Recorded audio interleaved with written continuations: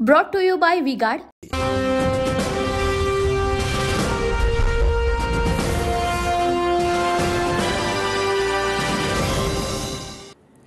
नमस्कार, TV9 मराठीमध्ये आपल्या सगळ्यांचं स्वागत। मी निखिला, पाहतोय देश महाराष्ट्र आणि बुलेटिनची सुरुवात मोठ्या बातमीने। पुणे कार अपघात प्रकरणी काँग्रेस नेते नाना पटोले यांनी नवे आरोप केले आहेत। पुणे अपघात प्रकरणामध्ये आमदार पुत्रही सहभागी असल्याचा आरोप करत पब मधून निघाल्यावर गाड्यांची रेस लावल्यामुळे अपघात घडल्याचं नाना पटोलेंनी म्हटले।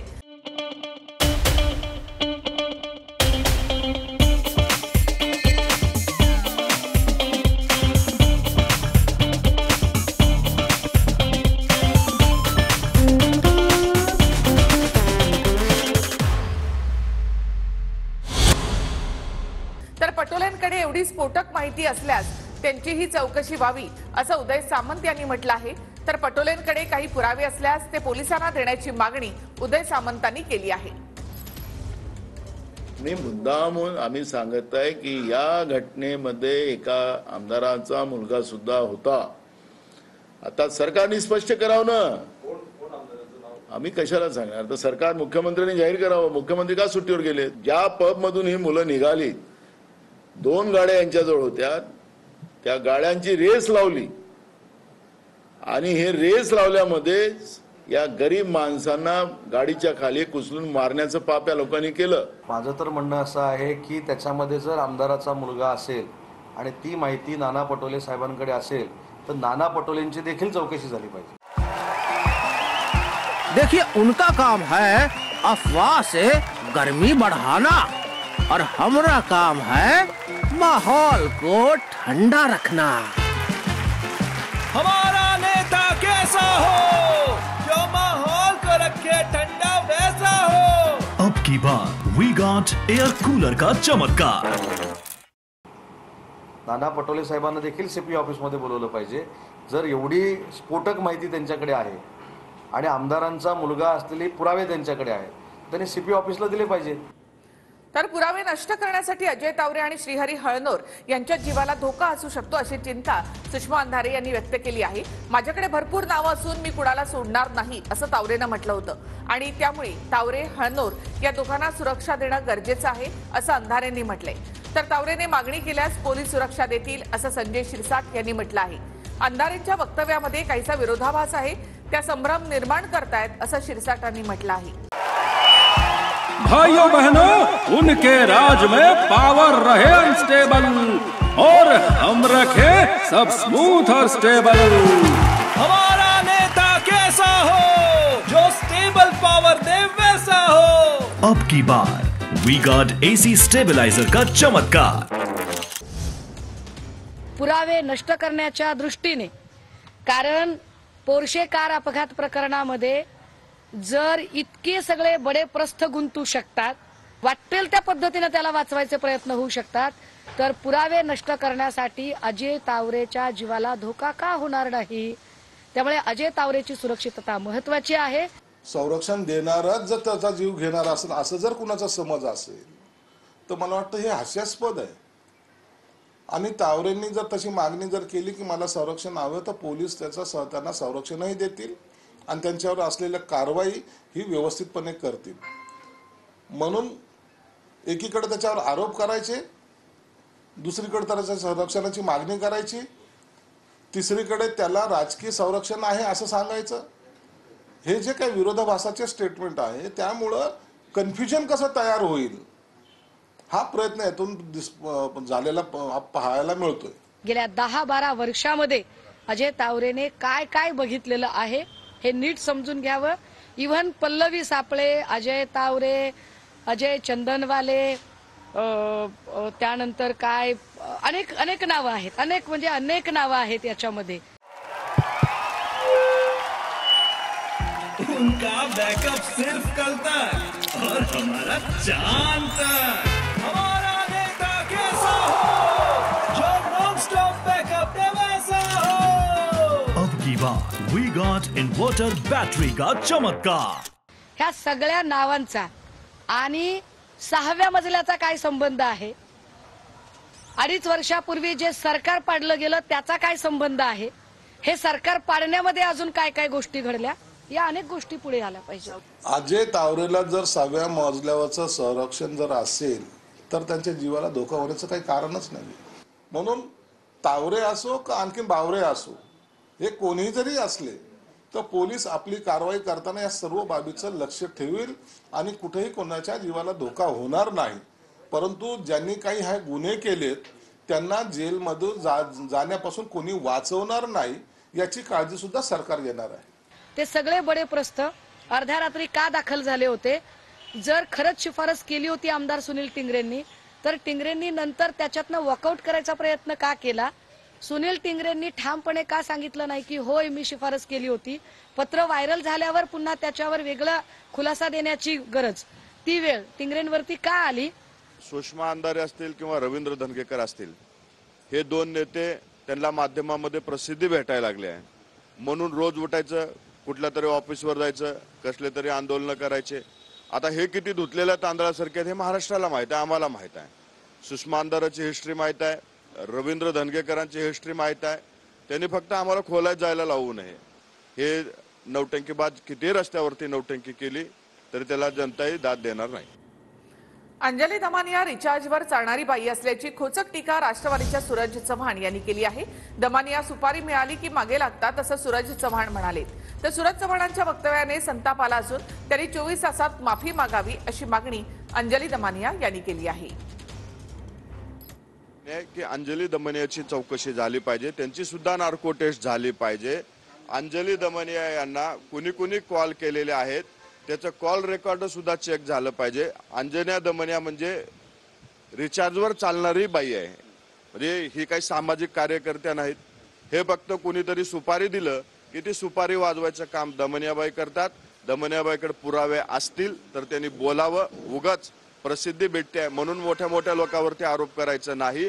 सूरज चव्हाणांनी जे ते बोलले ते ऐकल्यावर इतका संताप झालाय की त्या सूरज चव्हाणांना जर थोडीशी जरी अक्कल असती तर त्यांनी त्यांच्या नेत्यांना विचारलं असतं. सूरज चव्हाणांनी त्याच्यावर माफी मागावी, अजित पवारांनी त्याच्यावर स्टेटमेंट द्यावं. दिलं नाही तर मला पुढची कारवाई काय करायची ती मी बघणार. मी अजित पवारांचा फोन ताबडतोब तपासण्यात घ्यावा म्हणून मी फोन बद्दल म्हटले म्हणून त्यांनी हा जो फोन बद्दल डायलॉग मारलाय तो त्यांनी त्यांच्या खिशात ठेवावा. माझा फोन अगदी कोणीही कधीही हवा तेव्हा घ्यावा आणि हवं ते शोधावं. ह्या जे बाई आहेत, जे सामाजिक कार्यकर्त्या म्हणून समाजामध्ये वावरतात, जी माध्यमामध्ये येतात, जी लोकांवरती उठून सुटून आरोप करतात, या फक्त कुणाच्या तरी सांगण्यावरून, कुणाच्या तरी रिचार्जवर. आणि मी तुम्हाला सांगतो, आज TV9च्या माध्यमातून मी सांगतो, पुढच्या 4 दिवसामध्ये मी अंजली दमानिया यांचा सर्व खुलासा आपल्या समोर करेन. कुठल्या वकिलाच्या माध्यमातून यांनी ही सुपारी घेतलेली आहे राष्ट्रवादी काँग्रेस पक्षावर आरोप करण्याची, ह्याचा खुलासा मी सुद्धा 4 दिवसामध्ये करेन. मुख्यमंत्री एकनाथ शिंदे यांनी खासदार संजय राऊतांना कायदेशीर नोटीस पाठवली आहे. 3 दिवसामध्ये राऊतांनी बिनशर्त माफी मागा, अन्यथा कायदेशीर कारवाई करणार असल्याचा इशारा एकनाथ शिंदेंनी दिलाय. लोकसभा निवडणुकीमध्ये शिंदेंनी अफाट पैशाचा वापर केल्याचा आरोप सामनाच्या रोखठोकमधून करण्यात आला आहे. शिंदेंनी पाठवलेल्या नोटीसमध्ये काय? मुख्यमंत्री एकनाथ शिंदे आणि महायुतीतील पक्षाविरोधात सातत्यानं बदनामीकारक उल्लेख. मुख्यमंत्र्यांनी प्रत्येक मतदारसंघात 25 ते 30 कोटी रुपये वाटल्याचा बिनबुडाचा आरोप. अजित पवार गटाचे उमेदवार निवडून येऊ नयेत यासाठी खटाटोप केल्याचा धादांत खोटा आरोप. मुख्यमंत्र्यांनी निवडणुकीत एकही पैसा वितरित केला नाही. मुख्यमंत्र्यांची प्रतिमा डागाळण्यासाठी तसंच राजकीय स्वार्थासाठी आरोप. पैसे वाटल्याचा आरोप केलाय त्याचे पुरावे सादर करा. पुरावे सादर करू न शकल्यास 3 दिवसांच्या आत बिनशर्त माफी मागा, अन्यथा फौजदारी आणि दिवाणी खटला सामना विरोधात दाखल करू. कोर्टात हे सांगा ना, मग कोर्ट तुम्हाला हे सांगेल. कोर्टही याच्या बाबतीत विचार आहे. आणि मला तर व्यक्तिगत रीतीने वाटतं की या कायद्यामध्ये आपण सहजता, सुलभता, सरळता यासाठी ठेवली होती की कोणताही नेता बोलताना सर्व गोष्टीचं तारतम्य ठेवून बघेल. पण आजकाल तर सनसनाटी निर्माण करणं, हे जी काही व्यसन वाढली, व्यसनमुक्तीसाठी आता कायदा करणं गरजेचं आहे. काही कायद्यामध्ये त्या तरतुदी व्यसनमुक्तीसाठी केल्या पाहिजे. त्याच्यावर उत्तर सुद्धा संजय राऊत साहेबांनी दिलेलं आहे. 50 ओके, एकदम ओके. महाराष्ट्रातल्या खेड्यापाड्यातल्या जनतेला माहिती आहे. त्याच दिवशी संजय राऊत साहेबांनी नाशिकमध्ये ज्या पिशव्या आल्या होत्या त्या तपासायला सांगितल्या होत्या, त्या तपासल्या का याचं उत्तर आधी एकनाथ शिंदे साहेबांनी द्यावं. नंतर जी नाटकबाजी केली ना, ह्या बॅग तपासल्या, ते लोक त्यांचे मीडियाचे कॅमेरा एक गळ्यात होता आणि ती बॅग उचलून घेत होते. कपड्याची बॅग एवढी जड नसते. 20 बॅग 30 बॅग आल्या होत्या हेलिकॉप्टरमधून, त्या कुठे गेल्या त्याचा तपास करावा, नंतर संजय राऊतांना नोटीस द्यावी, असं माझं त्यांना खुलं आव्हान आहे. तर महाडमध्ये जितेंद्र आव्हाड यांनी बाबासाहेब आंबेडकरांचा फोटो फाडल्याचा आरोप विरोधकांनी केलाय. स्टंटबाजीच्या नादामध्ये आव्हाडांनी बाबासाहेबांचा फोटो फाडला असा आरोप मिटकरींनी केलाय. तर माझ्याकडून अनावधानानं झालं, दरम्यान त्या संदर्भात माफी मागतो असं आव्हाडांनी म्हटलंय. मनुस्मृतीचे श्लोक अभ्यासक्रमात समाविष्ट करण्याला जितेंद्र आव्हाड यांनी विरोध केलाय. महाडमधील चौदार तळ्यावर जाऊन जितेंद्र आव्हाड यांनी आंदोलन केलं. आंदोलनामध्ये आव्हाडांनी मनुस्मृतीचं पोस्टर फाडल्यानं नव्या वादाला तोंड फुटलंय.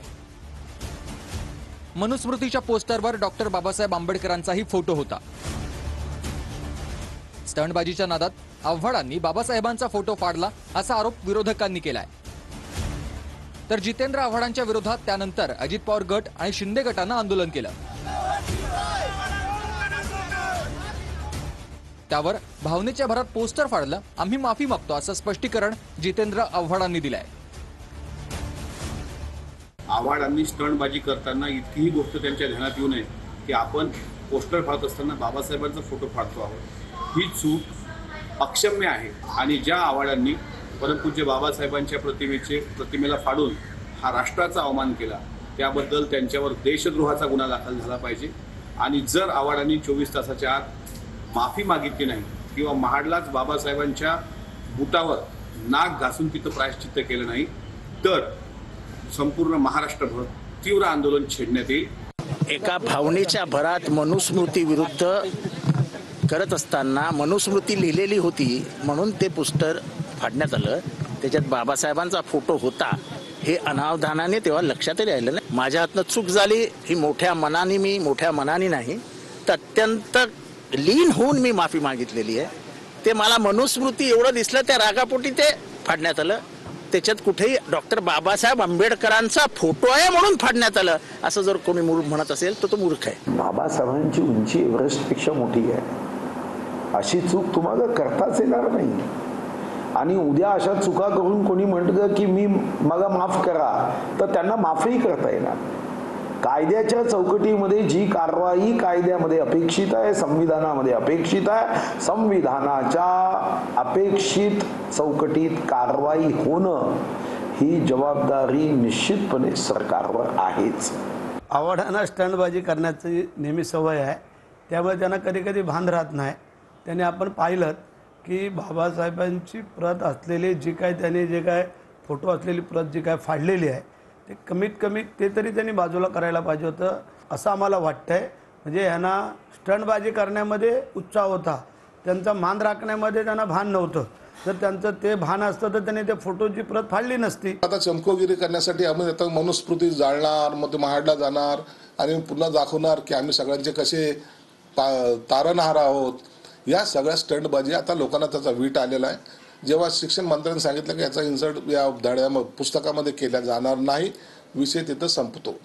मुळामध्ये जितेंद्र आव्हाड साहेब जे आहेत ना त्यांना फार मोठी अडचण निर्माण झालेली राष्ट्रवादी काँग्रेस पक्षामध्ये जी पवार साहेबांची आहे त्याच्यामध्ये फार मोठी अडचण निर्माण झालेली आहे. आणि मनुस्मृतीच्या बाबतीमध्ये एक श्लोक अशा पद्धतीचा घ्यावा अशा स्वरूपाचा प्रस्ताव आलेल्याचं मला कळतंय. पण अशा स्वरूपाचं भांडवल येणाऱ्या काळामध्ये आपल्याला काही करता येऊ शकतं का, हा केविळवाना प्रयत्न फक्त आव्हाड साहेबांकडनं चाललेला आहे. तो जो काही स्टंट करतात त्या स्टंटला महाराष्ट्रामध्ये जनता त्याला थाराई कोणी देत नाही. आणि आता महत्त्वाच्या बातमी आपण पाहूया. जितेंद्र आव्हाड यांच्या ठाण्यामधल्या घराबाहेर पोलिसांनी सुरक्षा वाढवली. कोणताही अनुचित प्रकार घडू नये यासाठी चोख पोलीस बंदोबस्त तैनात.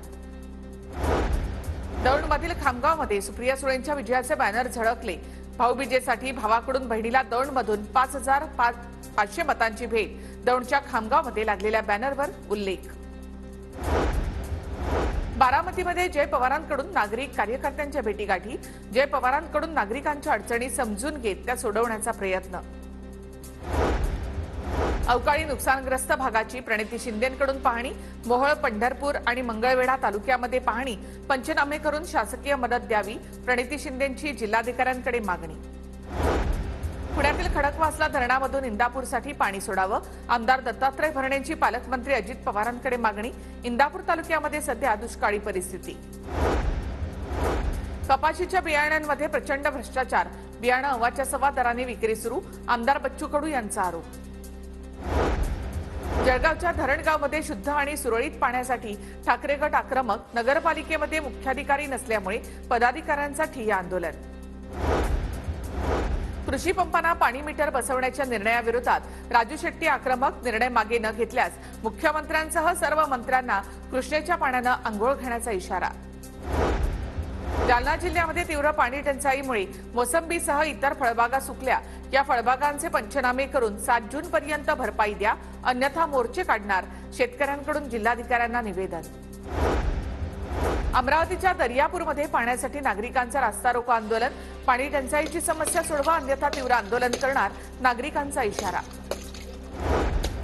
भंडारा जिल्ह्यामध्ये तुमसर बाजार समितीच्या सभापतीपदी भाजपच्या तुमसर यांची निवड, तर उपसभापतीपदी शरद पवार गटाचे पारधींची बिनविरोध निवड.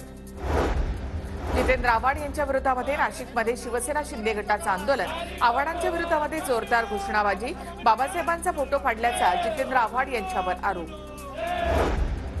दैसरमधील बीएमसीच्या उत्तर विभागीय कार्यालयावर ठाकरे गटाचा धडक मोर्चा, अपूर्ण नालेसफाई, वाहतूक कोंडीच्या प्रश्नावरून ठाकरे गट आक्रमक. मलय मेहताच्या पोलीस कोठडीमध्ये 2 दिवसांची वाढ, डोंबिवली दुर्घटना प्रकरणी मलय मेहताला 31 मे पर्यंत कोठडी, मलय मेहतासह पत्नी स्नेहा मेहताला सुद्धा पोलीस कोठडी. जळगावमधील रामदेववाडी अपघात प्रकरण, 3ही आरोपींचा अंतरिम जामिनासाठी जिल्हा न्यायालयामध्ये अर्ज, न्यायालयाने सरकारी पक्ष आणि पोलिसांकडून खुलासा मागितला. नागपुरात लोकसभा निवडणुकीमध्ये काँग्रेस उमेदवार विकास ठाकरे यांचा सर्वाधिक खर्च, विकास ठाकरे यांच्याकडून 58,63,000चा खर्च, तर नितीन गडकरी यांच्याकडून 56,51,000चा खर्च. नगरसेवक आणि जिल्हा परिषद सदस्यांकडून निवडून देणाऱ्या 6 जागांचा पेच, स्थानिक स्वराज्य संस्थांवर प्रशासक असल्यामुळे विधान परिषदेच्या 6 जागांच्या निवडणुकीवर परिणाम होण्याची शक्यता. सिंधुदुर्गच्या मालवणमधील विविध समस्यांबाबत आमदार वैभव नाईकांनी अधिकाऱ्यांना धरलं धारेवर, प्रत्येक विभागाने आपल्या स्तरावर काळजी घेण्याच्या नाईकांच्या सूचना. कोकण पदवीधर मतदारसंघासाठी भाजप पदाधिकाऱ्यांची बैठक, महायुतीच्या सर्व कार्यकर्त्यांना घेऊन पदवीधर मतदारसंघासाठी काम करणार, रवींद्र चव्हाणांची माहिती.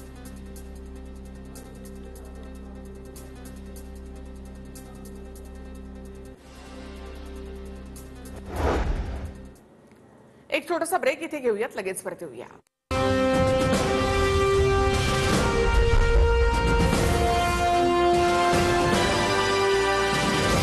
Brought to you by V-Guard.